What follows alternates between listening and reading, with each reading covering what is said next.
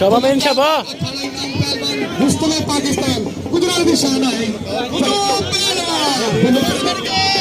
और गुल्लू पहलवान का पहला लड़ी कुश्ती जारी है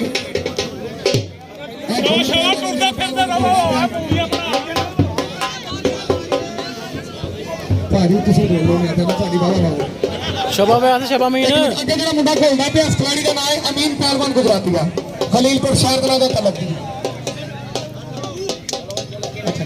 और अखाड़ा अंदर पहलवान गुजरालिया फदरे गुजरावाया ओने तो आए जनाब साडे कोल जनाब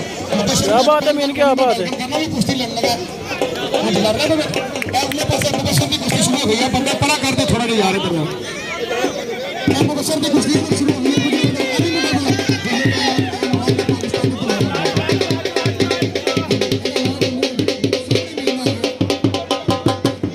शाबा वैस शाबा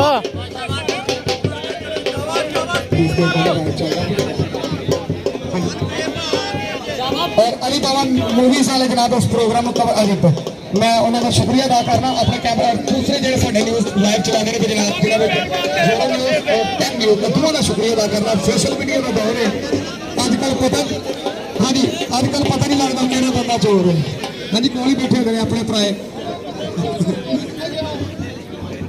एक मिनट मेहरबानी करके अपने अपनी पकड़ दो हाथ रखो यार मेहरबानी से मेहरबानी प्लीज थोड़ा सा पहलवान उरले पासे में हाजी दे आदित रहीम दा भाई नाले के मेहरबानी चोड़ा लग गया और कितना जेड़े विच पहलवान खड़े ने स्टार दे तेरी फोटो में देख सकते हो सफान पहलवान पखा जी अनवर पहलवान मैदान दे विच आ सदके दे गुल्लू तेरे आ बल्ला बल्ला बल्ला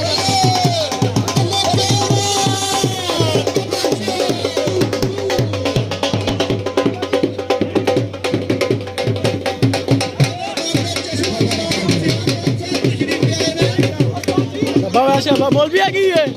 आगे कर रहा है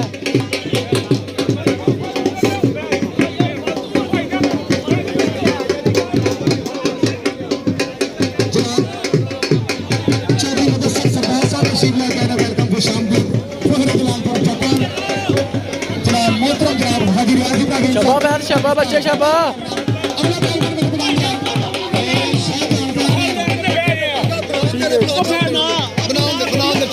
असद पहलवान